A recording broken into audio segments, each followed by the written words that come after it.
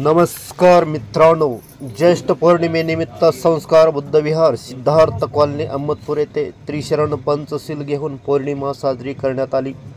या कार्यक्रमाचे अध्यक्ष प्रसाद गायकवाड तसेच प्रमुख पाहुणे प्राध्यापक युवराज दसवाडीकर, आरपीआयचे जिल्हा अध्यक्ष बाबासाहेब कांबळे, कुमारस्वामी इत्यादी मान्यवर उपस्थित होते। तसेच सर्व मान्यवरांचा सत्कार करण्यात आला। तसेच अहमदपूर तालुक्यातील उत्तीर्ण झालेले नूतन बौद्धाचार्य आणि भारतीय बौद्ध महासभा शाखा अहमदपूर नवीन कार्यकारिणीचे सर्व पदाधिकाऱ्यांचा सत्कार मान्यवरांच्या हस्ते करण्यात आला। तसेच प्रसिद्ध विचारवंत प्राध्यापक युवराज दसवाडीकर यांचा व्याख्यान बोधिसत्व डॉक्टर बाबासाहेब आंबेडकर आणि बुद्ध अँड धम्मा या विषयावर सखोल असे व्याख्यान करण्यात आले। तसेच पुढील सविस्तर बातमी पहा न्यूज इंडिया TV1 लातूर। जिल्हाध्यक्ष विजय कांबळे किनगावकर या चॅनलला सबस्क्राईब करा, लाईक करा आणि आवडली तर शेअर करा।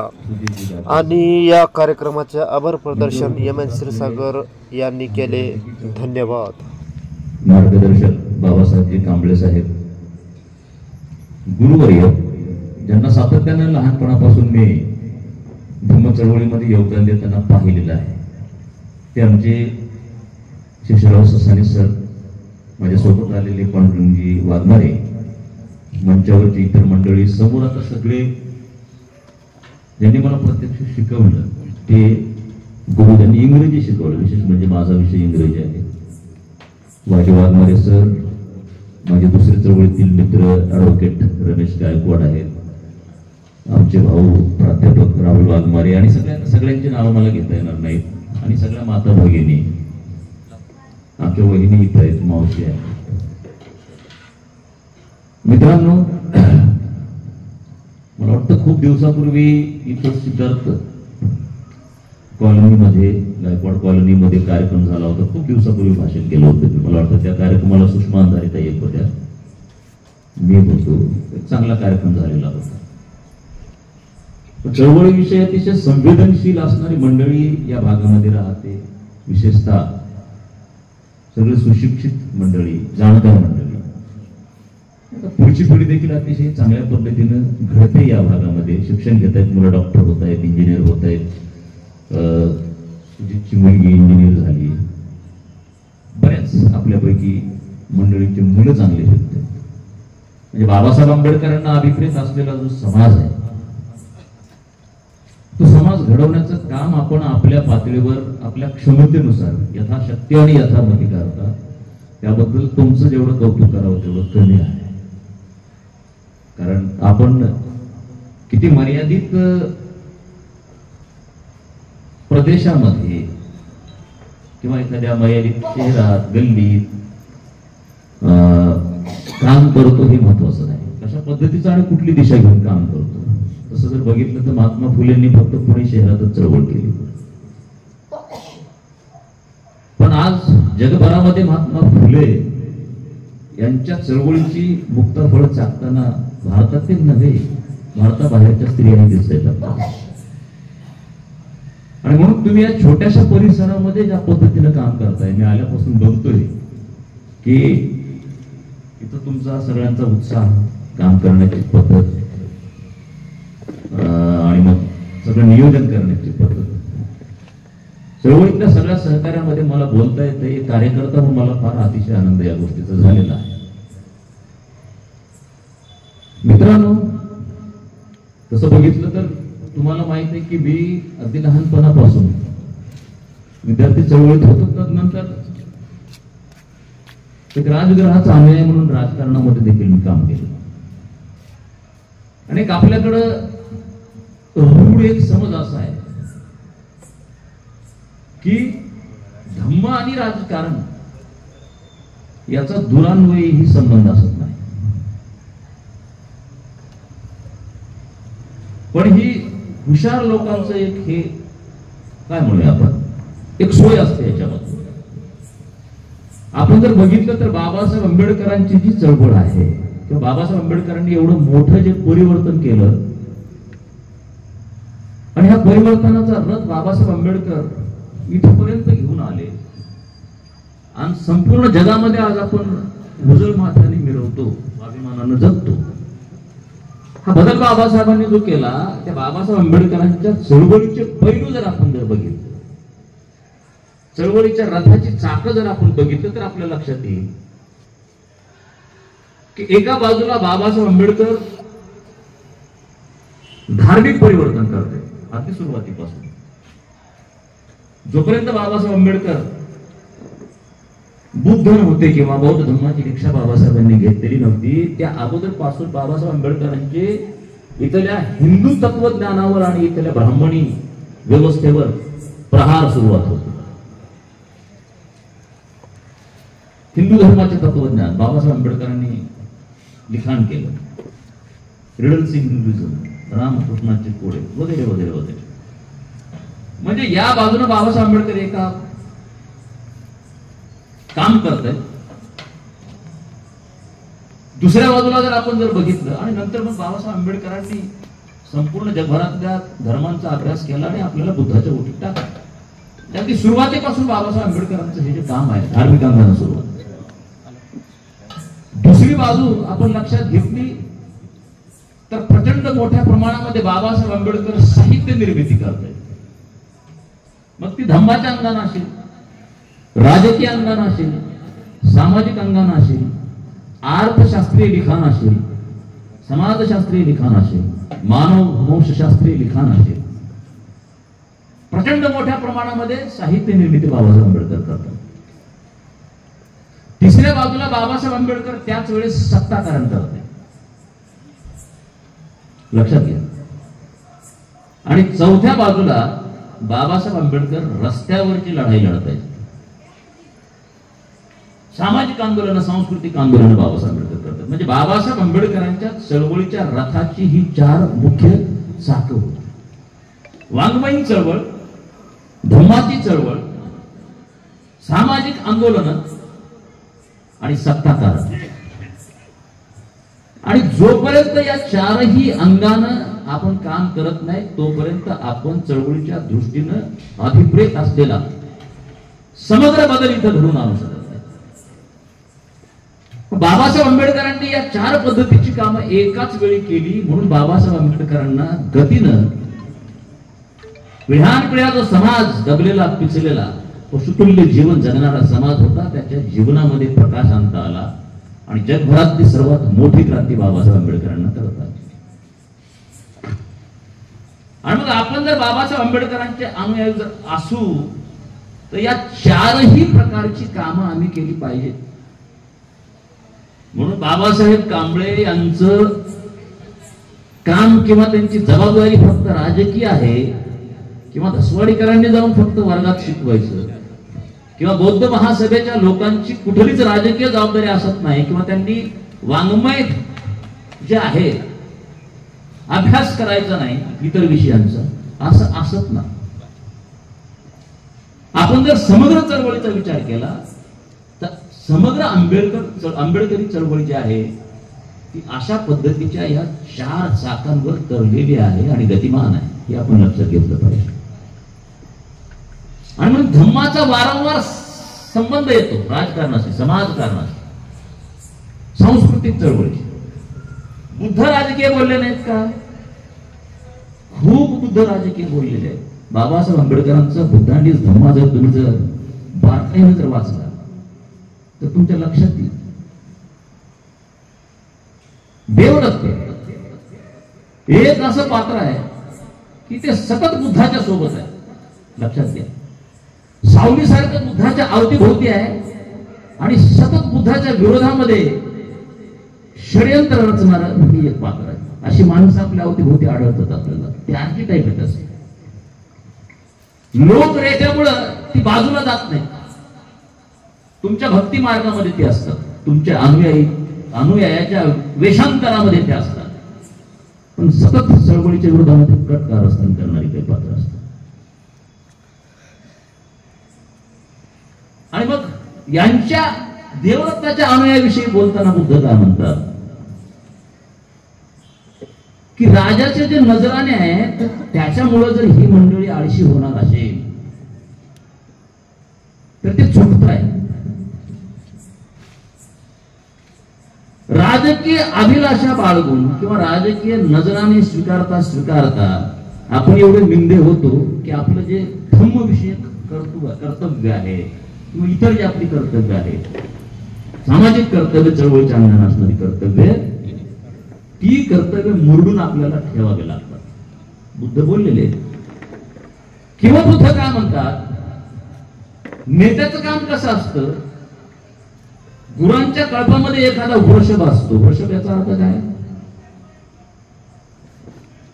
वयस्कर जो बैल असतो त्याला वृषभ म्हणतो. तो पुढे चालतो आणि त्याच्या मागे हा कळप चालत असतो. तो जर रस्ता जर चुकला तर त्याच्या पाठी येणारा जो कळप आहे तो रस्ता चुकतो आणि खड्ड्यात पडू शकतो. बुद्ध बोलतात. त्यांच्या अनुयायांना बुद्ध सांगतात की तुम्ही राजकीय कृपेवरती विसंबून राहू नका. मुद्दा असा आहे, किमान आंबेडकरी अनुयायांना धम्मापासून राजकारण आणि राजकारणापासून धम्म वेगळा करता येत नाही. आणि मी अजून ज्या दोन बाजू सांगितल्या, आंबेडकरी कार्यकर्ता आणि चळवळीचा शिलेदार जर तुम्हाला म्हणून घ्यायचा असेल तर तुम्हाला अभ्यास करावाच लागतो, तुम्हाला लिखाण करावंच लागतं, तुम्हाला वाचन करावंच लागतं. कारण आपण बाबासाहेब आंबेडकरांच्या अनुयायी. लक्षात घ्या, अजन्म बाबासाहेब आंबेडकर हे विद्यार्थी. मी आंबेडकरी चळवळ करतो असं जर तुम्हाला म्हणायचं असेल, धम्मकारण त्याचबरोबर वाङ्मय निर्मिती आणि अभ्यास, त्याचबरोबर रस्त्यावरची आंदोलनं करावी लागतात आणि सत्ताकारणामध्ये देखील तुम्हाला सहभाग सक्रिय नोंदवावा लागतो. तर तुम्ही अपेक्षित बदल करू शकता किंवा परिवर्तन करू शकता. हे महत्वाचं. मुद्दा असा आहे, आपल्याकडे झालंय काय की धम्माच्या चळवळीमधले जे कार्यक्रम आहेत ते केवळ आणि केवळ मनोरंजनाचे इव्हेंट होऊन राहतात. आम्ही अवतीभोवती आमच्या बालपणी किंवा आमचे बापदादे ज्यावेळेस हिंदू होते त्यावेळेस आम्ही काय जत्रा बघितल्या, देवाच्या नावे भरणाऱ्या, बरोबर आहे. अजून कुठले उरूस बघितले, उत्सव बघितले. आम्ही केलं काय, देवळाच्या ऐवजी आम्ही विहार ठेवले आणि तिथं ज्या ज्या गोष्टी घडतात मग तिथं जेवणावेळी उठतात, बरोबर. तिथं मग कुस्त्या रंगतात, तिथं तमाशाचे फड असतात. आपण आंबेडकरी जलसे ठेवतो आणि अलीकडे जलशामध्ये आणि तमाशामध्ये फार फरक राहिला मला असं वाटत नाही. म्हणजे सगळे जलसाकार नाही आणि असं व्हायला लागलं. असं काय होतं, पुढे होऊन काम करणारी मंडळी किंवा बुद्ध अजून एका ठिकाणी म्हणतात की नेता कसा निपजतो, नेता हा समाजापेक्षा वेगळा असत नाही. सर, समाजाचं जे चारित्र्य आहे तेच नेत्याचं चारित्र्य असतं. समाजाचं जे चारित्र्य आहे तेच राज्यकर्त्याचं आणि सत्ताधाऱ्यांचं चारित्र्य असतं. म्हणून मी एका पक्षाची सत्ता घालवतो आणि दुसऱ्या पक्षाची सत्ता आणतो आणि माझ्या आयुष्यात बदल होईल मोठा, हा भ्रम आहे. तुम्हाला सत्ता आणि सत्ताधारी जर बदलायचे असतील तर त्यासोबत तुम्हाला समाज देखील बदलावा लागतो. कारण त्या समाजातून तो नेता निपजत असतो किंवा तो सत्ताधारी निपजत असतो. जे विहित आहे त्या आडामध्ये बुद्ध सांगतो. आणि म्हणून बाबासाहेब आंबेडकरांनी काय केलं की एका बाजूला भारतीय संविधान तर निर्माण केलं आणि एके जागी बाबासाहेब असंही म्हणाले की लोकशाहीला भारतीय समाज मन हे पुरत नाही. बीबीसी वरची तुम्ही मुलाखत जे इंग्रजीमध्ये बाबासाहेब अशी आहे त्याच्यामध्ये त्यांनी सांगितलेलं आहे, बीबीसी लंडनवरनं दिलेली ब्लॅक व्हाईट चित्रफित आहे, फिरते ती किंवा तुमच्या युट्यूबवर आहे. भारतीय समाज हा किंवा भारतीय समाज जीवन हे लोकशाहीला पुरत नाही. पण ते जर पुरं करायचं असेल तर फक्त संविधान निर्माण करून चालणार नाही, तर त्या संविधानाला तारणारे, स्वीकारणारे, बलशाली बनवणारे लोक आणि समाज निर्माण करावा लागेल. आणि तो समाज निर्माण करण्यासाठी बाबासाहेब आंबेडकरांनी धम्म दिलेला आहे.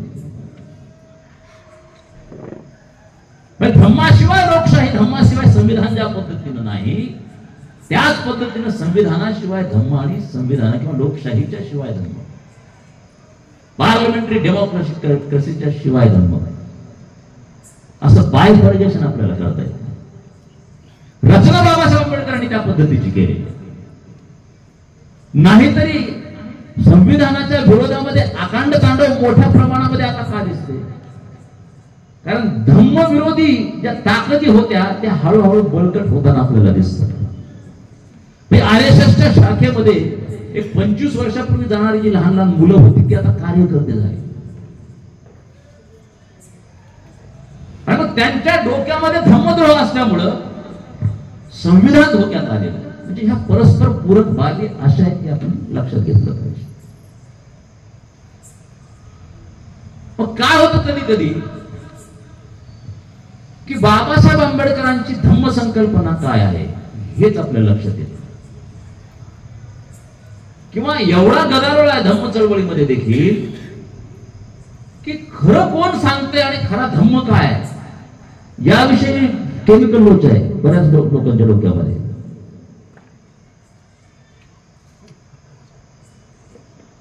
पुनर्जन्म एक म्हणते वेगळ्या पद्धतीने सांगतो, दुसरा वेगळ्या पद्धतीने सांगतो, तिसरा वेगळ्या पद्धतीने सांगतो. बुद्धानं ईश्वर स्वीकारले की नाकारले ईश्वराचं अस्तित्व? बोधाचार्य वेगळ्या पद्धतीने सांगतात, अजून एक भंते वेगळ्या पद्धतीने सांगतात, अजून एखादा विद्वान माझ्यासारखं वेगळ्या पद्धतीने सांगतात. त्याच्यामुळे बुद्धाचं धम्मविषयक मूळ तत्वज्ञान काय आहे ते समजावं लागेल तुम्हा आम्हाला. आणि ते केव्हा समजतं? ज्या वेळेस बाबासाहेब आंबेडकरांचं धम्माविषयीचं जे चिंतन आहे आणि धम्माविषयीची जी चळवळ आहे ती समजते, त्यावेळेस मूळ बुद्ध समजतो. कारण ज्यावेळेस बुद्ध धम्माची पेरणी करत होते किंवा बुद्धाने धम्माची पेरणी करत होते त्या काळामध्ये लिपीचा शोध लागलेला नव्हता. बुद्ध वचन मुखोद्गत पुढच्या पिढीला द्यायला लागले आणि ते पुढच्या पिढीपर्यंत जाईस्तोवर त्याच्यामध्ये बरेचसे बदल व्हायचे आणि काही स्वार्थी लोक जाणीवपूर्वकही बदल करायचे. आणि पुढे पुढे तर झालं असं अगदी ब्राह्मणी धर्माचे सिद्धांत देखील बुद्ध तत्वज्ञानात आले. ते कसे आले मी तुम्हाला सांगणार. आज आपण धम्म परिषदा भरवतो, पण आजचं जे स्वरूप आहे धम्म परिषदांचं ते स्वरूप पूर्वी नव्हतं. त्यावेळेस धम्म संगीती होत्या. संगीती अर्थात संगायन करणे, समजण्यासाठी आपण संकलन असा शब्द प्रयोग करूया. हे संकलन आणि संगायन कशाचं होतं? लिपी नव्हती, मुखोद्गत पद्धतीनं एका पिढीकडनं दुसऱ्या पिढीकडे बुद्ध वचन जात होते आणि या प्रक्रियेमध्ये खूप बदल व्हायचा. नको त्या गोष्टी तत्वज्ञानामध्ये यायच्या, वचनामध्ये यायच्या आणि काही विषयावरती वाद निर्माण व्हायचे संघामध्ये. हे असे वाद मिटवणे आणि मूळ विचार कुठला, मूळ वचन कोणते त्यांचं संकलन करणे शुद्धीकरणाच्या द्वारे, म्हणजे हे उद्दिष्ट घेऊन त्या काळामध्ये धम्मसंगीती होत होते. पहिली धम्मसंगीती कधी झाली? बुद्ध गेल्याच्या नंतर लागलीच 483 मध्ये ईसापूर्व पहिली धम्मसंगीती झाली. आयुष्यमान महाकाश्यप यांच्या संघ नायकत्वाखाली ती धम्म परिषद झाली. 500 भिक्खू होते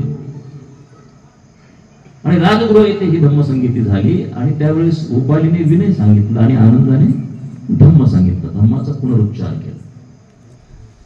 आणि तोपर्यंत जी वचनं अर्धवटच सांगितल्या जायची किंवा ज्या वचनामध्ये सरमिसळ भेसळ झालेली होती त्याचं शुद्धीकरण तिथं झालं. आणि अशा पद्धतीच्या शुद्धीकरणासाठी धम्मसंगीती होत्या. मग या पद्धतीने आज धम्म परिषदा होतात का? मी नेहमी सांगत असतो की एखाद्या कार्यक्रमाचं यश त्या कार्यक्रमाचं उद्दिष्ट काय याच्यावर अवलंबून असतं. आता तुम्ही हा कार्यक्रम घ्या, या कार्यक्रमाचा हेतू जर शुद्ध असेल तर त्या कार्यक्रमाला यश प्राप्त होतं. काहीतरी निष्पत्ती फलनिष्पत्ती त्या कार्यक्रमाच्या माध्यमातून घडत असतं. पण हेतूच कलुषित असला केवळ वर्गाने गोळा करायची असली आणि वेगळ्या पद्धतीने तिची जर विल्हेवाट लावायची असली तर फलनिष्पत्ती काहीच होत नाही. म्हणून मी नेहमी सांगत असतो की एखाद्या कार्यक्रमाचं यश त्या कार्यक्रमाच्या उद्दिष्टावर अवलंबून असतं. त्या पद्धतीचे उद्दिष्ट घेऊन धम्मसंगीती व्हायची. शुद्ध स्वरूपामध्ये धम्म हा संचलित असला पाहिजे कायम. याच्यासाठी तर संगायन संकलन तत्वज्ञानाचं, याच्यासाठी धम्मसंगीती. आणि ही पहिली धम्मसंगीती त्या काळामध्ये झाली. पण झालं असं की ज्यावेळेस दुसरी धम्मसंगीती झाली बुद्धाच्या महापरिनिर्वाणाच्या नंतर 100 वर्षांनी वैशाली येथे झाली. आयुष्यमान यश यानं ती घडवून आणली. आणि स्थविर सब्बकामी याच्या संघ नायकत्वाखाली जवळपास 500 भिक्खू जे आहेत ते एकत्रित आले आणि मग ही धर्मसंगीती सुरुवात झाली. ही वैशालीला झालेली आहे धर्मसंगीती. ही फार लँडमार्क उल्लेखनीय अशा पद्धतीचं कारण आहे. इथं गडबड झालेली. मी तुम्हाला सांगितलं की देवदत्ताचा दाखला दिलेला होता. हे पात्र असं आहे की सतत बुद्धाच्या अवतीभोवती आहे आणि सतत कटकारस्थान करणारे पात्र आहे. आणि बुद्ध गेल्याच्या नंतर सुभद्रादी जी लोक होते त्यांनी आचार धर्मामध्ये सुधारणा करायला सुरुवात केलेली होती. सोयीचे नियम आणायला सुरुवात केलेली होती. आणि हे जे नियम आहेत या नियमावरती चर्चा त्या धम्मसंगीतीमध्ये झालेली आहे बुद्धाच्या नंतर 100 वर्षांनी. चुकीचे नियम कसे होते?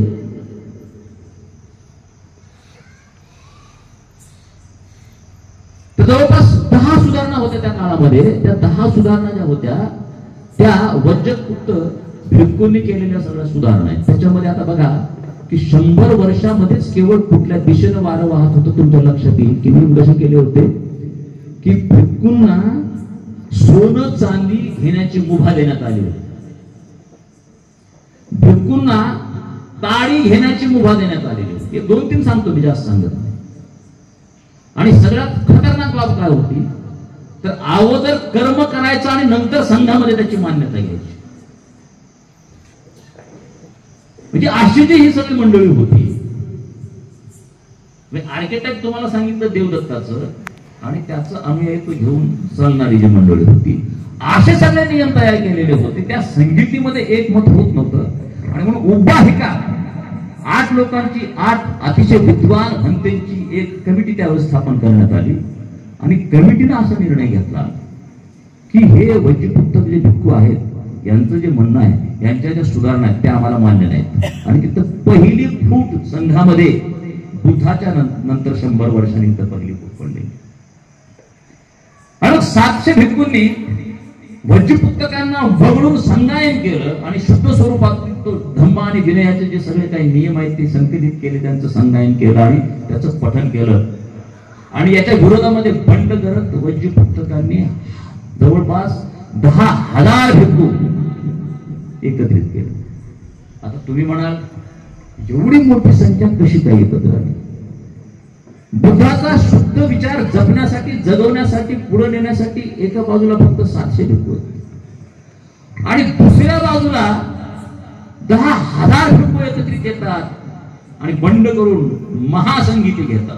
संगीती नव्हे, महासंगीत. आणि म्हणून त्यांना महासंगीत म्हटलेलं आहे. कारण त्यांनी हे जे नियम केलेले होते साधारण बुद्धीच्या आणि साधारण चारित्र्याच्या माणसाला आकर्षित करणारे नियम होते. ताडी घेणं, सोनं चांदी घेणं, रूढीप्रमाणे कर्म करणं, शिंगामधून मिठी घेणं किंवा उपवास किंवा जेवण 2 वेळा घ्यायचं, ग्राम बदलायचं आणि जेवण घ्यायचं 2 वेळा. हे साधारण चारित्र्य आणि साधारण बुद्धी असलेल्या माणसाला अपील करणाऱ्या बाबी होत्या. म्हणून एवढे सगळे लोक एकत्रित आले आणि यांनी महासंगीत पंथ स्थापन केला. त्याच्या अनेक शाखा पुढे झाल्या. त्याच्यातून लोकोत्तर बुद्धाची संकल्पना पुढे आली. आता जो महायान पंथ आहे या महासंगीतांच्या मधूनच पुढे आला. तो अनेक वर्षांनी आला, परंतु बीज इथं आहे. लोकोत्तर बुद्धाची संकल्पना पुढे आली. मग मी नेहमी सांगत असतो की जगभरातला बुद्ध आणि बाबासाहेब आंबेडकरांचा बुद्ध फरक आहे. जगभरातला धम्म आणि बाबासाहेब आंबेडकरांचा धम्म फरक आहे. आणि जोपर्यंत मूळ धम्म बुद्धाचा बाबासाहेबांनी सांगितलेला आम्हाला कळत नाही तोपर्यंत आमच्या धम्म चळवळीची योग्य दिशा असूच शकत नाही. थायलंड सारखं राष्ट्र आहे, सगळ्यात जास्त संख्या त्या राष्ट्रामध्ये बौद्धांची आहे आणि जगातल्या सगळ्यात मोठा रेड लाईट एरिया त्या थायलंडमध्ये. जगभरातले लोक तिथं जातात. पंचशील काय सांगतात विचार करून. आणि फार मोठी इंडस्ट्री तिथं जी आहे त्या रेड लाईट एरियामध्ये.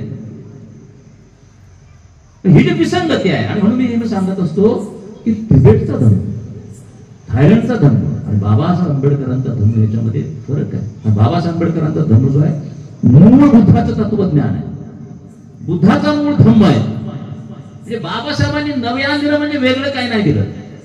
कालोघामध्ये ज्या चुकीच्या गोष्टी धम्मामध्ये धम्मग्रंथामध्ये आलेल्या होत्या त्या सगळ्या गोष्टीचं शुद्धीकरण केलं. हे वेगळा शब्द नसल्यामुळे मी वापरतो की ज्या पद्धतीनं मंथन झालं होतं, समुद्र मंथन आणि मग अमृत कलश बाहेर आला होता, त्या पद्धतीनं बाबासाहेब आंबेडकरांनी खंगाळला जगभरातला धम्मविचार, धर्मशास्त्र जगभरातले आणि त्यातनं शुद्ध बुद्धाचा विचार अमृतासारखा बाहेर काढलेला. तो बुद्ध आणि धम्मामध्ये बाबासाहेब आंबेडकरांनी दिलेला हे आपण लक्षात घेतलं पाहिजे. आणि मग त्यातनं लोकोत्तर बुद्धाची संकल्पना आली. लोकोत्तर म्हणजे ज्याला वेद अपौरुष हे आहेत असं म्हणतात ना, पुरुषाशी निगडित नाहीत वेद, माणसाने निर्माण केलेले नाहीत. लोकोत्तर बुद्धाची संकल्पना आली. म्हणजे बुद्ध माणूस नव्हते, जनावराला बोलायला लावण्याची आणि जागृत करण्याची क्षमता बुद्धात होती. बुद्ध गेलेच नाहीत पृथ्वी तलावरून, इथंच आहेत ते. सतत ध्यानमग्न बुद्ध आहे, ते झोपत नाहीत किंवा स्वप्न बघत नाही. लक्षात घ्या, ते कधीही प्रकट होऊ शकतात. थोतान तत्वज्ञान या पद्धतीचं आलं त्या माध्यमात. हा एक पंथ एका बाजूला चाललंय काय की जी ग्रंथ रचना चाललेली आहे त्याच्यामध्ये अनेक ग्रंथ येत आहेत. म्हणजे बाबासाहेब आंबेडकरांच्या काळापर्यंत जवळपास बौद्ध धम्माचे 73 ग्रंथ होते आणि 73 ग्रंथामध्ये हे सगळं धम्म सगळा पसरलेला होता. आणि एवढ्याच मोठ्या प्रमाणामध्ये या ग्रंथांच्या लिखाणामध्ये विसंगती देखील होत्या. पण याचं शुद्धीकरण करण्याचं आव्हान बाबासाहेब आंबेडकरांच्या समोर होतं. लक्षात. पण हे सगळं कधी घडलं? हे दुसऱ्या धम्मसंगीतीच्या काळात घडलं आणि त्याच्यानंतर मग सम्राट अशोकांचा उदय झालेला. सम्राट अशोकांचा उदय जर झाला नसता किंवा सम्राट अशोकानं जर बौद्ध धर्माचा जर स्वीकार केला नसता तर किमान 500 वर्ष अगोदर भारताच्या भूमीवरून बौद्ध धर्म नष्ट झाला असता. जेव्हा नष्ट झाला त्याच्या किमान 500 वर्ष अगोदर बौद्ध धर्म नष्ट झाला असता तर सम्राट अशोक आले नसते इथे. मग सम्राट अशोकांनी काय केलं?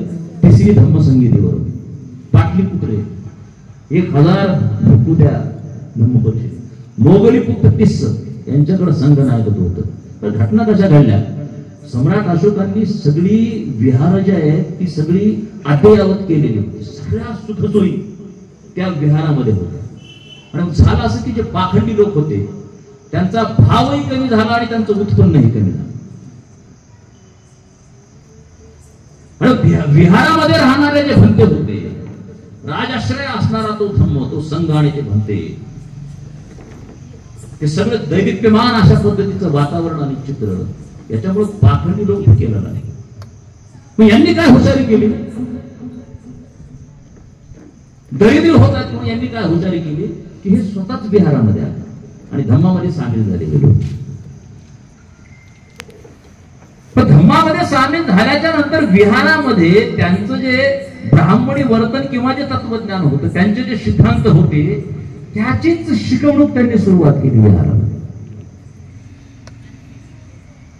आणि बुद्धाचे जे खरे अनुयायी होते त्या खऱ्या अनुयायांनी मग अशा पद्धतीच्या पाखंडी लोकांच्या सोबतची उपोषित टाळायला सुरुवात केली. 7 वर्ष उपोषित बंद होती. आणि या 7 वर्षासाठी मोगली पुत्र तिस्स हे अहोगंग पर्वतामध्ये निघून गेलेले होते. काय केलं सम्राट अशोकांनी? मोगली पुत्र तिस्स यांना बोलावलं आणि बोलावल्याच्या नंतर त्यांच्या माध्यमातून सगळ्या विहारांचं शुद्धीकरण करायला सुरुवात केली सम्राट अशोकांनी. आणि अशा पद्धतीचे सगळे पाखंडी लोक सम्राट अशोकांनी मोगली पुत्र तिस्स यांच्या माध्यमातून हुसकावून लावले आणि त्यांच्या संगनायकत्वाखाली सम्राट अशोकांनी तिसरी धम्मसंगीती घेतली. कथावत्थू नावाचा त्यांनी ग्रंथ लिहिला, जो आजही अभिधम्माचा एक भाग आहे. तो ग्रंथ त्यांनी लिहिला आणि या शुद्धीकरणामुळे परत एकदा स्थविरवादी, विभाज्यवादी जे होते, म्हणजे मूळ बुद्धाचा विचार घेऊन चालणारे लोक, त्या पद्धतीचा धम्म जो आहे त्याचं संचलन त्यावेळेसच्या जम्बूद्वीपमध्ये सुरुवात झाली. रिव्हिलेशन परत झालं बुद्धाच्या विचारात, जी भेसळ झालेली होती. याचा अर्थ असा आहे का की हे जे पाखंडी बाजूला केलेले होते त्यांनी बुद्धाच्या नावाचा जप सोडलेला होता, त्यांनी त्यांच्या पद्धतीने बुद्ध मांडतच राहिले ना.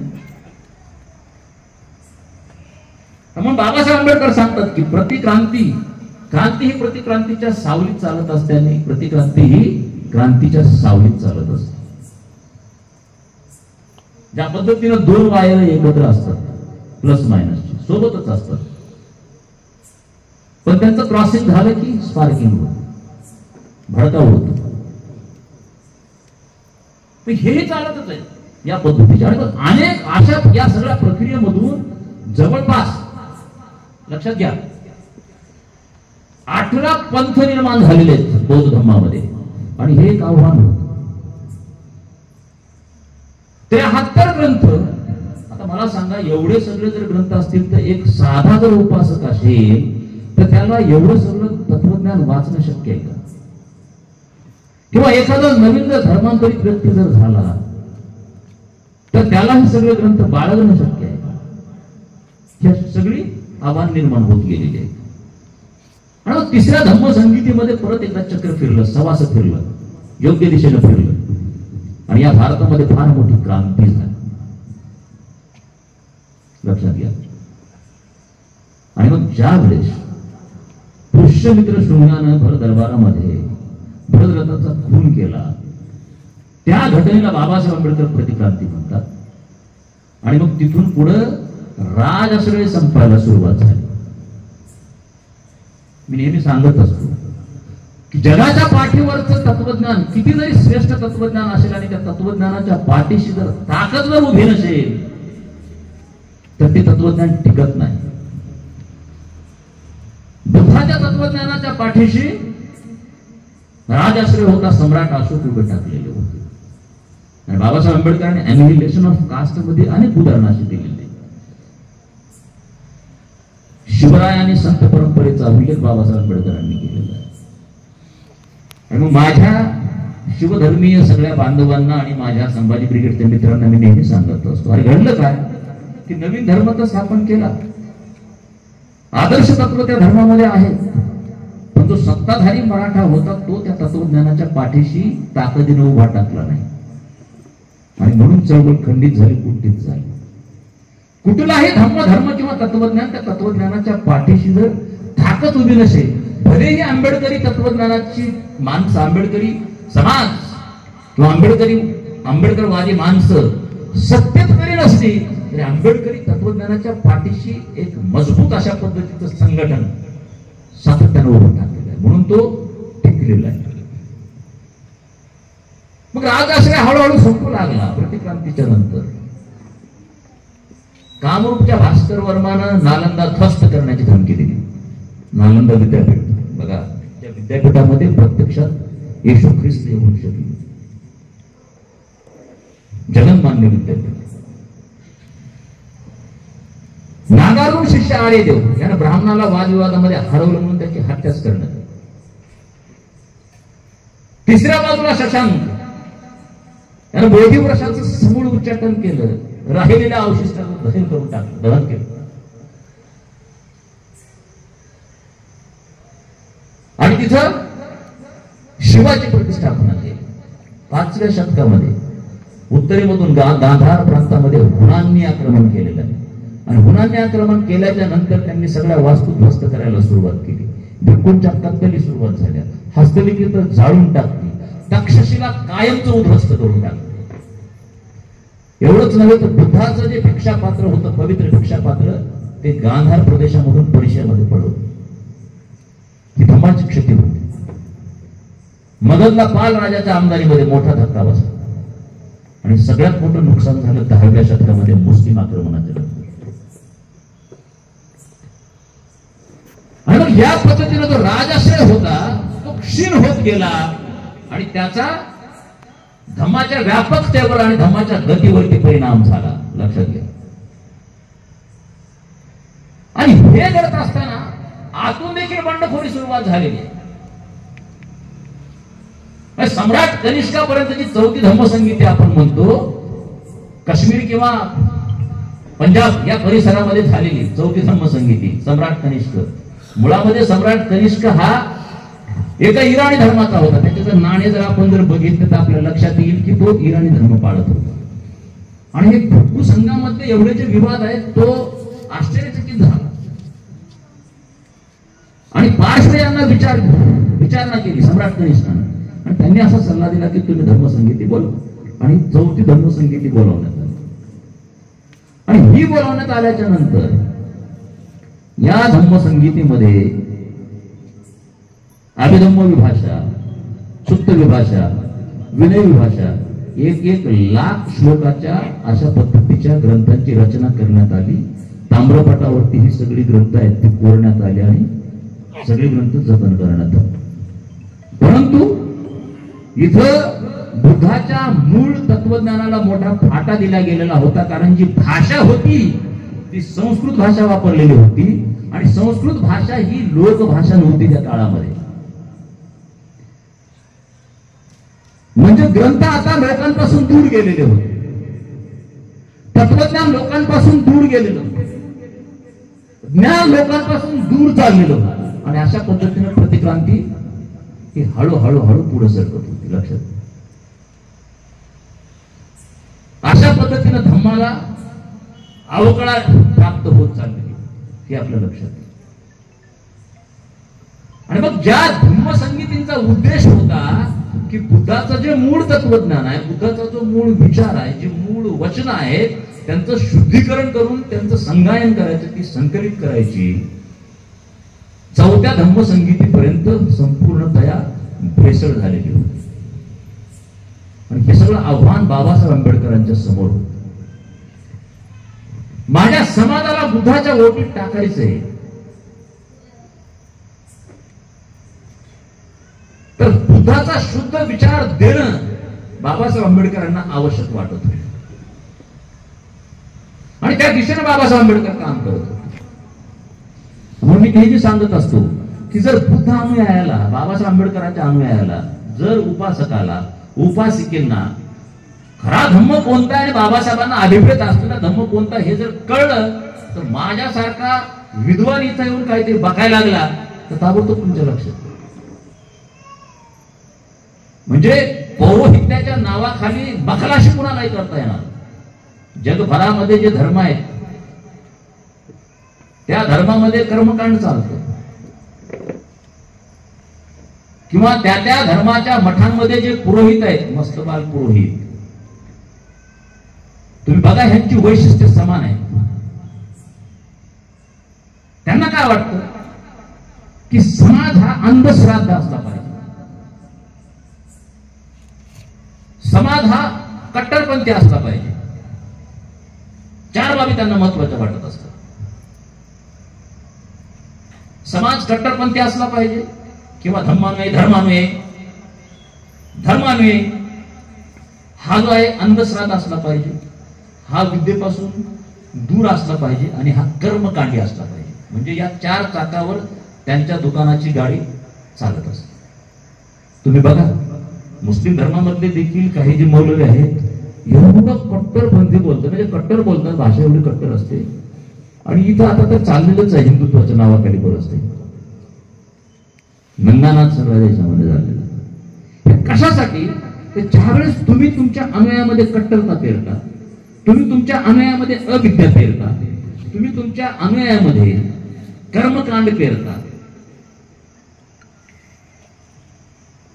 म्हणजे अशी 4 वैशिष्ट्ये ज्यावेळेस अज्ञान पेरता त्यावेळेस तुमचा गाडा व्यवस्थित चालतो, दुकान व्यवस्थित चालतं. सातत्यानं जे धर्मद्रोही लोक असतात, पुजाऱ्याच्या नावे हालचाली करणारे, मौलवीच्या नावे हालचाली करणारे, इवन भिक्खू भंतेजीच्या नावे हालचाली करणारे, हे त्यांना अभिप्रेत असतं. म्हणून तर महात्मा ज्योतिराव फुले यांनी अगोदर विद्येचा उच्चार केलेला आहे. विद्येमुळे सगळं घडतं. आणि मग समाज कर्मकांडी जर झाला तर त्याला लुटता येतं, त्याला बनवता येतं, त्याला गंडवता येतं. आता एखाद्या विधीचं कर्मकांडामध्ये रूपांतर कधी होतं?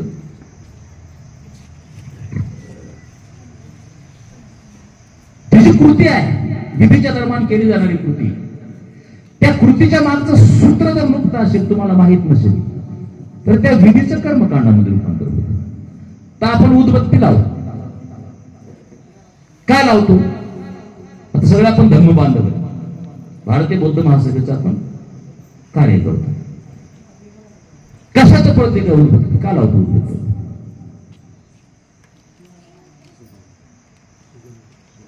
सुगंध नंबर 1. अजून म्हणजे त्या सुगंधातून आम्हाला काय सांगायचं लोकांना?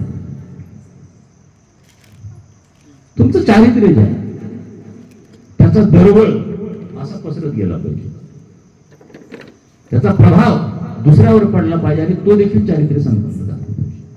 मेणबत्ती आहे. आता हे सूत्र माहित असेल तर ते कर्मकांड नाहीये माझ्या दृष्टीने. सूत्रच माहित नसेल, त्याच्या मागचं तत्वच माहित नसेल आणि मी जर त्या सगळ्या क्रिया जर करत असेल तर ते कर्मकांड होतं.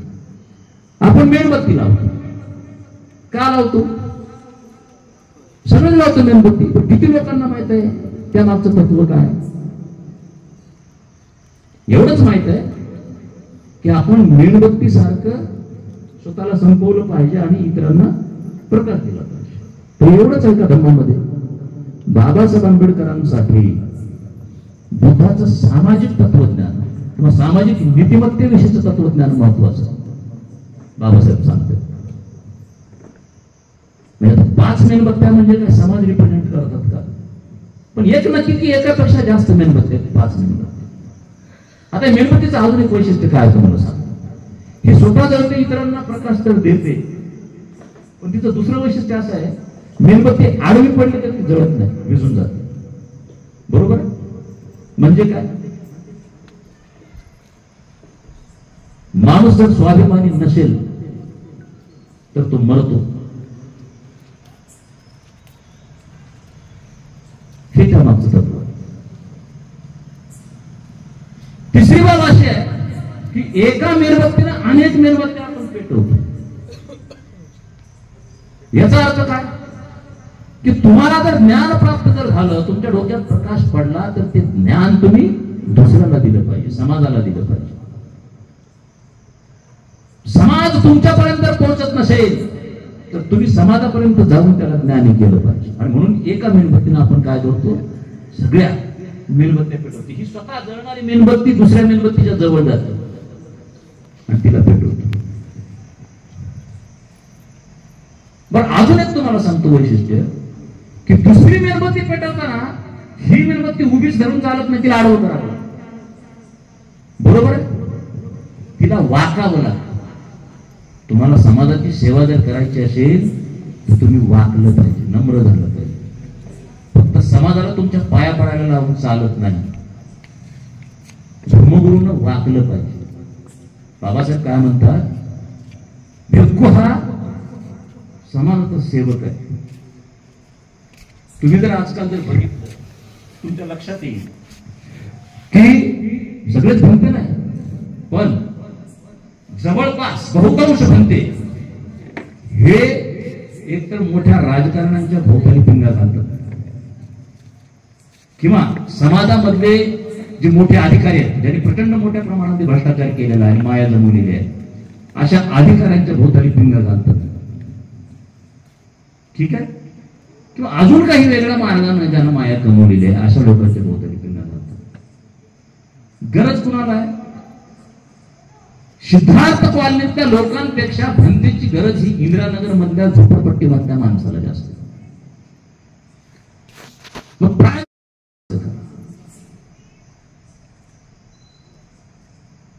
मेणबत्ती जेव्हा दुसऱ्या मेणबत्तीला प्रकाशित करते त्यावेळेस तिला झुकावं लागतं, वाकावं लागतं. तुम्ही उभीच मेणबत्ती धरून दुसरी उभी मेणबत्ती तुम्ही पेटवू शकत नाही.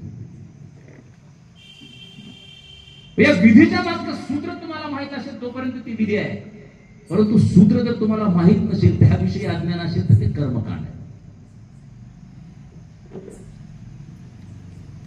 आणि ज्यांना पुरोहित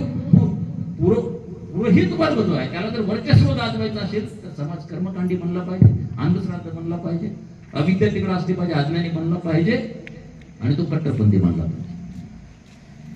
म्हणजे प्रतिक्रांती या पद्धतीने काम करते आणि या विरोधामध्ये काम केलं पाहिजे. मग कनिष्काच्या काळापर्यंत ह्या सगळ्या घडामोडी घडलेल्या आपल्या लक्षात येतात. आणि मी तुम्हाला सांगितलं की प्रतिक्रांतीनंतर पुष्यमित्र शृंगाच्या नंतर कशा पद्धतीने राजाश्रय संपत गेला. एक 2-4-5 उदाहरणं मी तुम्हाला सांगितली. तक्षशिला उद्ध्वस्त झालं, नालंदाचं काय झालं, सगळ्या गोष्टी घडल्या. आणि मग मोठी हानी धम्माची झाली आणि हळूहळू जम्बूद्वीपामधून बौद्ध धर्माचा ऱ्हास होत गेलेला हे आपल्या लक्षात येतं. आणि हे पुनरुज्जीवित करण्याचं काम बाबासाहेब आंबेडकरांनी नंतरच्या काळात सम्राट अशोकाच्या नंतर केलेलं आहे. ज्या दिवशी बघा प्रत्येक महापुरुषाच्या आयुष्यामध्ये एक संबोधी येत असते. फक्त बुद्धाच्या आयुष्यात संबोधी आली असं नाही, किंवा दिव्य ज्ञान प्राप्त फक्त बुद्धाला झालं असं नाही. बाबासाहेब आंबेडकरांनाही दिव्य ज्ञान प्राप्त झाले. ज्या दिवशी बाबासाहेब आंबेडकर म्हणतात की माझा हिंदू म्हणून जन्म झाला ते माझ्या हातात नव्हतं, परंतु मी या पृथ्वी तलावर हिंदू म्हणून मरणार नाही, हे जे ज्ञान आहे बाबासाहेब आंबेडकरांचं, ती बाबासाहेब आंबेडकरांची संबोधी आहे. आणि तिथून एक दिशा घेऊन बाबासाहेब आंबेडकर काम करतात आणि संपूर्ण आयुष्य वेचतात. त्या दिशेनं ती उद्दिष्ट घेऊन प्रत्येकाच्या आयुष्यात एक संबोधी येते. जसं की शाहू महाराजांच्या आयुष्यामध्ये एक संबोधी आली, वेदोक्त प्रकरण. महात्मा फुल्यांच्या आयुष्यामध्ये एक संबोधी आली, जसं की त्यांना ज्यावेळेस मिरवणुकीमधून हाकलून देण्यात आलं त्यांनी चिंतन केलं आणि एका दिशेनं विशिष्ट दिशेनं काम सुरुवात केलं आणि संपूर्ण आयुष्य त्या उद्दिष्टासाठी त्यांनी वेचलं. मग ही सगळी आव्हानं घेऊन बाबासाहेब आंबेडकरांनी काम केलेलं आहे आणि आम्हाला धम्म दिलेला आहे. आम्हाला बाबासाहेब आंबेडकरांचा जो धम्म आहे, पर्यायाने जो खरा बुद्धाचा विचार आहे, शुद्ध बुद्धाचा विचार, धम्म आणि तत्वज्ञान आहे, ते जोपर्यंत आम्हाला कळत नाही तोपर्यंत आम्ही धम्माची चळवळ योग्य दिशेला घेऊन जात नाही. आता ह्या सगळ्या इतिहासाचं सुंदर वर्णन विवेकानंदांनी केलेलं आहे. स्वामी विवेकानंद काय म्हणतात की बौद्ध धम्माच्या उतरत्या काळामध्ये हिंदू लोकांनी बौद्ध धम्माचे सिद्धांत आपलेसे केले आणि स्वतःची संस्कृती तिची रचना करायला सुरुवात केली आणि त्या दिशेने प्रगती करायला सुरुवात केली. काय म्हणतात स्वामी विवेकानंद ह्या सगळ्या प्रक्रियेला किंवा या इतिहासाला? पुढे असं म्हणतात की बौद्ध धर्मीयांची जी विहार होती त्या विहारापासून म्हणजे त्याच पद्धतीची मंदिरं यांनी उभा केली आणि मूर्त्या उभा केल्या. अगोदर बौद्धांनी केलं. एवढंच नव्हे तर ब्राह्मणी धर्माचे जे धर्मगुरू आहेत त्यांच्या अंगावर जी काष्या वस्त्र आलेली आहेत ती भिक्खूंच्या अंगावरती जे शिवर आहेत त्यापासून आलेले आहेत. स्वामी विवेकानंद सांगतात. किंवा भिक्खूंनी घर सोडून बाहेर जायचं आणि धर्माचा प्रचार प्रसार करायचा या संकल्पनेमधून संन्यासाश्रम हिंदू धर्मात आलेला आहे. स्वामी विवेकानंद सांगतात. पुढे ते असं म्हणतात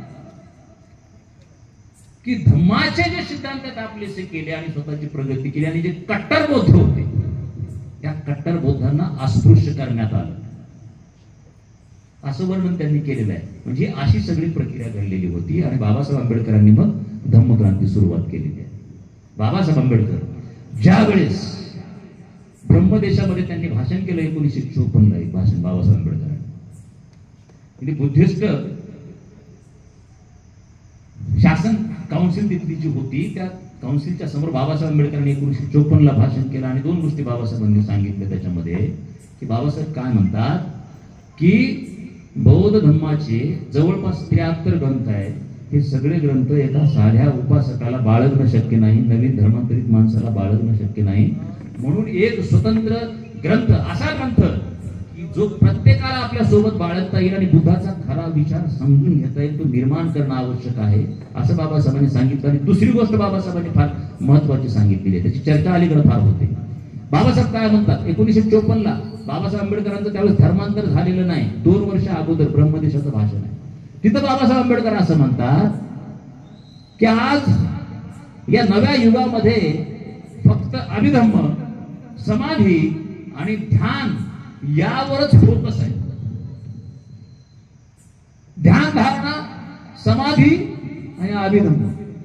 परंतु तुम्हाला आम्हाला सगळ्या भारतीयांना बुद्धाच्या सामाजिक नीतिमत्तेचं जे तत्वज्ञान आहे त्याचा प्रचार प्रसार करावा लागेल. केवळ ध्यान धारणा, समाधी किंवा अभिधम्मावर विसंबून चालणार नाही. आमच्या कार्यासाठी ते हानिकारक आहे, बाबासाहेब आंबेडकर सांगतात. आपल्याकडे चाललं काय, फक्त ध्यान धारणा म्हणजेच धम्म. जो ध्यान करतो त्याला धम्म कळलेला आहे, बाकी सगळे लोक अक्कल शून्य. अच्छा, ध्यानाचा फायदा आहे का? आहे. जसा व्यायामाचा फायदा आहे तसा ध्यानाचा फायदा आहे ना. व्यायाम न करणारा माणूस नालायकच असतो, असं असतं. पण ध्यान धारणा हा आमच्या धम्म चळवळीचा मूळ विषय होऊ शकतो का? मुख्य विषय नाही होऊ शकत.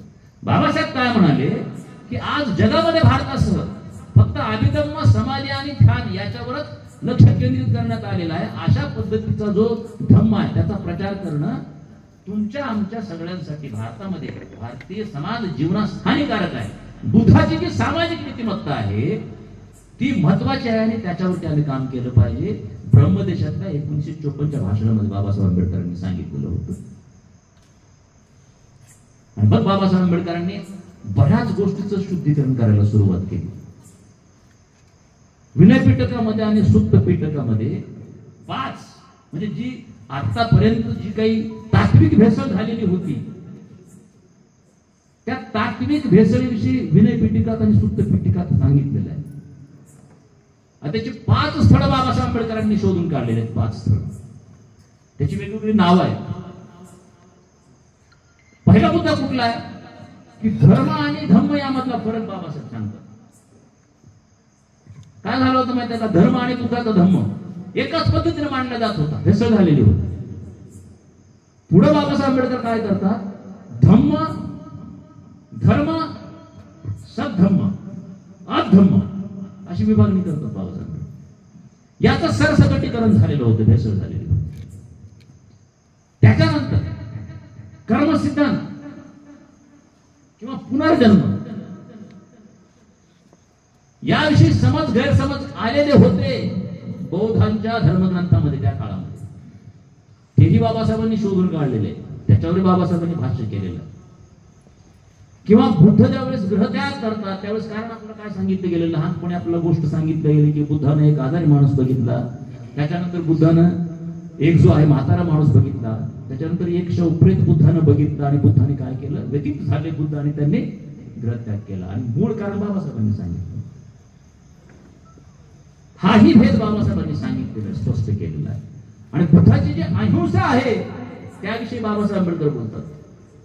म्हणजे जैन धर्मियांची अहिंसा आणि बुद्धाची अहिंसा फार फरक आहे, किंवा हिंदू धर्मियांची अहिंसा आणि बुद्धाची अहिंसा फरक आहे. गांधीजीची अहिंसा आणि बुद्धाची अहिंसा फरक आहे. विल टू किल आणि नीड टू किल. इच्छाही पाहिजे आणि गरजही पाहिजे त्यावेळेस तुम्ही हत्या करू शकता, अशी ही बुद्धाची अहिंसा आहे. त्याच्या खोलात जायला आपल्याला वेळ नाही, खूप सांगता येईल त्याच्यावर. पंचशील आहे, त्याची सापेक्षता जी आहे ती देखील समजून घेतली पाहिजे. जसं की व्यभिचार किंवा अनाचार न करण्याचं एक शील आपल्याकडे आहे, तत्व आपल्याकडे. आणि एखादी गणिका जर असेल, गोष्ट असेल तर तिला आम्ही व्यभिचारी म्हणू शकतो का? आंबेडकरी सिद्धांताच्या पार्श्वभूमीवर याचं विश्लेषण होऊ शकतं, कारण तिला अगोदर देवदासी करण्यात आलं इच्छा नसताना. धर्माच्या नावाखाली, धर्माच्या आडून तिला भोगण्यात आलं आणि तिची ती अवस्था करून ठेवली. तिची इच्छा नसतात आणि जे भोगतात त्यांनी बदनाम केलं. आंबेडकरी तत्वज्ञानाच्या पार्श्वभूमीवर बाबासाहेब आंबेडकरांनी त्रिपिटकामध्ये सांगितलेल्या ज्या कसोट्या आहेत, खरा बुद्धाचा विचार कोणता, कसं ओळखायचं. 4 होते 4 पद्धतीने जर एखादी बाब जर सांगत असतील तर खरा बुद्धाचा विचार कोणता, कसं ओळखायचं, याच्या कसोट्या बाबासाहेब आंबेडकरांनी सांगितल्या त्या त्रिपिटकामध्ये. त्याच्या 3 कसोट्या बाबासाहेबांनी सांगितलेल्या. पहिली कसोटी काय की लोक कल्याणाच्या विरोधामध्ये असणारं कुठलंही वचन हे बुद्धाचं वचन असू शकत नाही. पहिली कसोटी. एखादं वचन, एखादं तत्व जर लोक कल्याणाच्या विरोधातील जर असेल तर ते बुद्धाचं कदापि असू शकत नाही, बाबासाहेब सांगतात. आणि हे त्रिपिटकामध्ये देखील सांगितलं. पुढे असं आहे की जे तुमच्या विवेकाला पटत नाही, तुमच्या बुद्धीला पटत नाही, अर्थात जी बाब विज्ञान नसते, तुमच्या तर्काला, विवेकाला, बुद्धीला न पटणारी जी गोष्ट आहे किंवा विवेकाच्या, बुद्धीच्या, तर्काच्या कसोटीवर न टिकणारी जी बाब आहे ती बुद्धाची वचन, बुद्धाचं ते वचन कदापि असू शकत नाही. ही दुसरी कसोटी बाबासाहेबांनी सांगितली. आणि तिसरी महत्वाची कसोटी बाबासाहेब आंबेडकर सांगतात, मुळामध्ये ह्या सगळ्या कसोट्या त्रिपिटकामध्ये आहेत.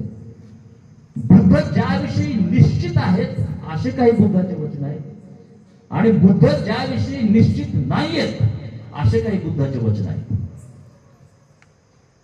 आणि मग ज्याविषयी बुद्ध निश्चित आहेत ते बुद्धाची वचन, ती जी सगळे बुद्धाची जी वचन आहेत ते अंतिम सत्य असलेली वचन, म्हणजे मानवी आकलनाच्या क्षमतेमध्ये असलेली जी वचन आहे, ज्या बाबी आहेत त्याच्याविषयी जेव्हा बुद्ध बोलतात ते अंतिम सत्य आहे. अशा काही गोष्टी की ज्या मानवी आकलन क्षमतेच्या बाहेर आहेत, ज्याविषयी बुद्ध निश्चित नाही, त्याविषयी बुद्धाचं जे मत आहे ते कदाचित अंतिम असूही शकत नाही. तर ईश्वर आहे किंवा नाही, मानवी आकलन क्षमतेच्या बाहेरचा विषय. बुद्ध काय म्हणाले, समज एखादा माणूस त्याच्या पोटामध्ये बाण लागलेला आहे, छातीमध्ये, आणि तो विवळतोय, रक्तबंबाळ आहे, मरणार आहे क्षणार्धामध्ये, तो त्याच्या मदतीला तू धावून गेलाय, त्याचा बाण काढायचा, त्याला वाचवायचंय, बरोबर आहे. तो जर म्हणायला लागला की माझा बाण तसाच राहू द्या, ज्यानं मारलाय त्याला शोभून आणा, आणि हात मारणार, तू काय करशील, नाही मी त्याला वाचवेन, वाचवण्याचा प्रयत्न करेन, ते राहू दे, या बाणाची जी पिस आहेत माग बाणाच्या असलेली लावलेली ती बघ, त्यावरनं माग घे आणि त्याला शोधून आण मारे करायला. परत तो जर असा म्हणाल की तू काय करशील, त्याचं मी ऐकणार नाही, त्याचा प्राण अगोदर मी वाचवेन, बरोबर.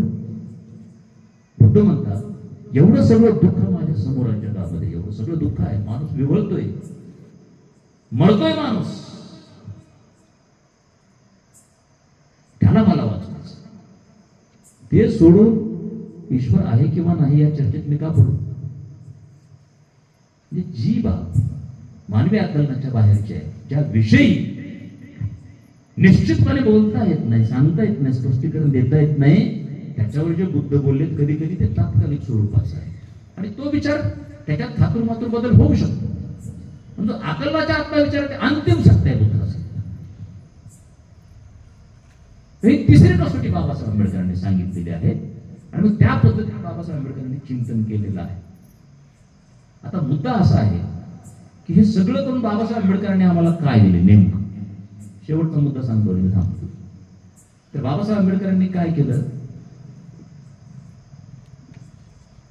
म्हणजे हा जो सगळा गोंधळ होता, म्हणजे 73 जे ग्रंथ होते बौद्ध धर्माचे, जे सगळ्यांना वाचणं शक्य नव्हतं, त्यामुळे त्याच्या बाहेर जी गोष्ट होती, एका ग्रंथामध्ये ते सगळे रूपांतरित केले. त्याचा अर्थ जो आहे तो अर्थ संकलित करून बुद्धांनी धर्माच्या माध्यमातून दिला. पण असं दिला तर ग्रंथ तो आपल्याला बाबासाहेबांनी काय केला, अगोदर बुद्धांनीच गॉस्पेल या नावानं तो अगोदर प्रकाशित केला आणि जगातले जे बौद्ध विचार बनतोय जगप्रसिद्ध, आणि जे बौद्ध नाहीत पण अतिशय महान लोक आहेत, विद्वान लोक आहेत, त्यांच्याकडे बाबासाहेब आंबेडकरांनी हे सगळे ग्रंथ पाठवले, त्यांच्याकडनं प्रतिक्रिया मागवल्या.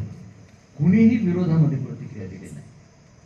का बाबासाहेब आंबेडकरांनी कलकत्त्याच्या बौद्ध लोकांच्या एका कमिटीच्या समोर त्यांच्या एका नियतकालिकामध्ये बाबासाहेब आंबेडकरांनी लेख लिहिलेला होता. त्याच्यावर काय आक्षेप होते तर ते खोडून काढले बाबासाहेब आंबेडकरांनी आणि सांगितलं बाबासाहेबांनी की भिक्खू हा लोकसेवक आहे आणि बुद्धाचा विचार हा सामायिक आहे. बाबासाहेबांनी काय केलं, या पद्धतीने निर्मिती केलेल्या बुद्धांनी धर्माची तो अगोदर प्रसिद्ध केला, प्रतिक्रिया मागवल्या. सगळं जे बुद्धाचं तत्वज्ञान आहे, ज्या पद्धतीनं आपण म्हणजे दूध गोठवून ज्या पद्धतीनं मलाई तयार करतो त्या पद्धतीनं अर्थ बाजूला काढला बाबासाहेबांनी आणि तो ग्रंथ आपल्याला दिलेला आहे. एवढं सुलभ केले बाबासाहेब. दुसरी गोष्ट काय केली बाबासाहेब आंबेडकरांनी, बुद्धाचा शुद्ध विचार केला. आता सगळे जे भिक्खू संघ आहेत, कुणी स्थविरवादी आहे, कुणी सर्वस्तीवादी आहे, कुणी थेरवादी आहे, कुणी महासंघिक आहे, कुणी महायानी आहे. जवळपास 18 प्रकारचे सगळे सेक्ट्स पंथ होते. त्याच्यामध्ये एक रूपता आणली बाबासाहेब आंबेडकरांनी आणि आपल्याला एकच संस्था बाबासाहेब आंबेडकरांनी दिली, ती म्हणजे भारतीय बौद्ध महासभा. आता बघा, बाबासाहेबांनी अनेक संस्था निर्माण केल्या. बाबासाहेब आंबेडकरांनी शेड्यूल कास्ट फेडरेशन निर्माण केलं. बाबासाहेब आंबेडकरांनी बहिष्कृत हितकारिणी सभा निर्माण केली, बरोबर आहे. अजून भारतीय सत्याग्रहाच्या वेळेस समता समाज संघ, ह्या सगळ्या संस्था निर्माण केल्या आणि त्या काळामध्ये त्यांनी त्या बरखास्त करून टाकल्या किंवा त्या संपुष्टात आल्या. रिपब्लिकन पार्टी ऑफ इंडिया बाबासाहेबांच्या संकल्पनेतला पक्ष बाबासाहेबांच्या नंतर निर्माण झाला, पण बाबासाहेबांनी स्वतः घटना तयार करून स्वतः स्थापन केलेली आजही जिवंत असलेली प्रचलित असलेली एकच संस्था आहे आणि त्या संस्थेचं नाव आहे भारतीय बौद्ध महासभा. तिथं दुमत असण्याचं कारण नाही, ती सगळ्यांचीच मात्र संस्था आहे. म्हणजे सगळे पंथ मोडीत काढून एक संस्था बाबासाहेबांनी दिली, एक धर्मग्रंथ बाबासाहेब आंबेडकरांनी दिला, एक बुद्धाचा शुद्ध विचार बाबासाहेब आंबेडकरांनी दिलेला आहे. आणि सगळ्यात महत्वाचं काय, या धम्माला कवच कुंडल प्राप्त करून देण्यासाठी, राजाश्रय प्राप्त करून देण्यासाठी बाबासाहेब आंबेडकरांनी भारतीय संविधानाचं लिखाण केलं. आणि एका भाषणात बाबासाहेबांनी सांगितलं की धम्माच्या पुनरुज्जीवनाची गुरुकिल्ली मी भारतीय संविधानामध्ये तयार करून ठेवलेली. तुम्ही भारतीय संविधानाचा अभ्यास जर केला तर भारतीय संविधान बुद्धाच्या विचार आणि धम्माच्या तत्वज्ञानांनी ओतप्रोत भरलेला आहे. लक्षात घ्या. म्हणजे सत्ता तर त्यावेळेस नव्हती आपली, परंतु संविधानाचं बळ धम्माला प्राप्त करून देण्याचं काम बाबासाहेबांनी केलं. या संविधानाचा आधार घ्या, दुसऱ्या बाजूला संविधान अबाधित ठेवण्यासाठी, बलशाली बनवण्यासाठी धम्माच्या विचाराची माणसं, बौद्ध धर्मीय माणसं निर्माण करा, भारत बौद्धमय करा आणि मुक्तता प्राप्त करा, अशा पद्धतीचा संदेश बाबासाहेब आंबेडकरांनी शेवटचा आपल्याला दिलेला. कधी कधी वाटतं की आमच्याकडे सत्ता नाही, संपदा एवढा सगळा पैसा जैन धर्मीयाकडे आहे, एवढा सगळा पैसा पारशीयाकडे आहे, एवढी सगळी सत्ता हिंदूंकडे आहे. आणि त्याच्यासाठी बाबासाहेब आंबेडकरांनी एक गोष्ट फार महत्वाची सांगितलेली आहे, ती सांगतो आणि मी थांबतो. बाबासाहेब आंबेडकरांनी काय केलं, गुरु द्रोणाचार्याचं उदाहरण दिलं. आता काय करायचे बाबासाहेब आंबेडकर त्या काळामध्ये भाषण करत असताना रामायण महाभारत, बरोबर आहे, म्हणजे ज्यावेळेस धर्मांतर केलेलं नव्हतं, आपली संस्कृती बौद्ध संस्कृती नव्हती, ह्या रूढ होत्या ह्या सगळ्या गोष्टी. ती गोष्ट बाबासाहेब आंबेडकर भाषणात सांगायची. मला वाटतं 1946 डिसेंबर 1946 मध्ये बाबासाहेब आंबेडकरांनी एक भाषण केलेलं आहे आणि त्यांनी द्रोणाची गोष्ट त्याच्यात सांगितली. काय म्हणतात बाबासाहेब आंबेडकर की श्रीमंत वस्तीमध्ये गुरु द्रोणाचार्य राहत होते आणि सगळ्या श्रीमंत ब्राह्मणाच्या पोरामध्ये द्रोणाचार्याचा जो पुत्र होता अश्वत्थामा, तो खेळायचा. आणि या सगळ्या श्रीमंत ब्राह्मणाची जी पोर आहेत ती चांदीच्या ताटामध्ये दूध प्यायची, चांदीच्या तांब्यामध्ये, पेल्यामध्ये. आणि मग द्रोणाचार्याचा अश्वत्थामा ते बघायचा, घरी यायचा आणि म्हणायचा की मला देखील चांदीचा एक पेला पाहिजे आणि त्या पेल्यानं मला दूध प्यायचं. घरी तर 18 विश्व दारिद्र्य होतं. मग गुरु द्रोणाचार्याची जी पत्नी होती अश्वत्थाम्याची आई, ती काय करायची, पाण्यामध्ये पीठ मिसळायची आणि पाण्यामध्ये पीठ मिसळून दूध म्हणून अश्वत्थाम्याला द्यायची. एकदा गुरु द्रोणाचार्यांनी ते पाहिलं आणि त्यांच्या डोळ्यामध्ये अश्रू आले आणि त्यांना द्रुपद राजाची आठवण झाली. राजा आहे, माझा गुरु बंधू आहे, आपण त्याच्याकडे जावं आणि त्याच्याकडे आपण गेल्याच्या नंतर त्याला एक गाय मागून आणावी आणि त्या गायीचं दूध आपण आपल्या मुलाला द्यावं अश्वत्थाम्याला. आणि हा संकल्प करून गुरु द्रोणाचार्य काय करतात, द्रुपद राजाच्या दरबारी जातात आणि गेल्याच्या नंतर सगळे द्वारपाल असतात ते द्वारपाल त्याला अडवतो. कसा बसा हा माणूस जो आहे तो द्रुपद राजापर्यंत पोहोचतो आणि ज्यावेळेस दोघांचा संवाद होतो त्यावेळेस द्रुपद राजा काय करतो, गुरु बंधुत्वाचं नातं सांगितल्याच्या नंतर देखील द्रोणाचार्याला अपमानित करतो आणि हाकलून लावतो. आणि द्रोणाचार्य त्यावेळेस काय म्हणतात, ते असं म्हणतात की तू मला गाय दिली नसती तरी चाललं असतं, पण तू मला जे अपमानित केलं त्याचा बदला मी एक दिवस घेतल्याशिवाय राहणार नाही. आणि मग ते तालीम देतात कौरवाला आणि पांडवांना त्यांच्या गुरुकुलमध्ये. आणि मग सर्वश्रेष्ठ धनुर्धर अर्जुननी बसतो आणि ज्यावेळेस अर्जुन गुरुदक्षिणा देण्यासाठी येतो त्यावेळेस द्रोण काय म्हणतात, तुला जर मला जर गुरुदक्षिणा द्यायची असेल तर तू द्रुपद राजाला जखडबंद कर, साखळदंडाने बांध आणि माझ्या समोर आण. अर्जुन जातो, युद्ध करतो, साखळदंडाने बांधतो आणि गुरुदक्षिणा म्हणून द्रोणाचार्याला प्रदान करतो. म्हणजे गरिबी तुमची जर असेल तर तुमच्याकडे स्वाभिमान नसतो असं नाही, तो असावा लागतो आणि तो तेवढ ठेवावा. आज आंबेडकरी माणसाकडं प्रस्थापितांकडे जी आयुध आहे ती आयुध नाहीयेत, त्या दृष्टीनं आपण गरीब आहोत. पण आम्ही जर आमचा जर स्वाभिमान जर तेवढ ठेवला आणि आमचं जे लक्ष आहे त्या लक्षात आम्ही जर सातत्यानं जर पाठपुरावा जर करत राहू तर निश्चितपणे एक दिवस सम्राट अशोकाचे अवलाद आपण निपजू आणि या देशाला ताब्यात घेतल्याशिवाय आपण राहणार नाही. लक्षात घ्यावं. त्याच्यासाठी आपण बाबासाहेब आंबेडकरांचा धम्म, बाबासाहेब आंबेडकरांचा बुद्ध, बाबासाहेब आंबेडकरांचा संघ समजून घेणं आवश्यक आहे. कधी कधी आमच्या मित्रांमध्ये चर्चा व्हायची आणि मग ते UPSCच्या इंटरव्ह्यू वगैरे तिथं काय अशी घटना घडली, मी वेगवेगळ्या घटना सांगतात ना, असा एक प्रश्न विचारला, गमतीचे प्रश्न असतात.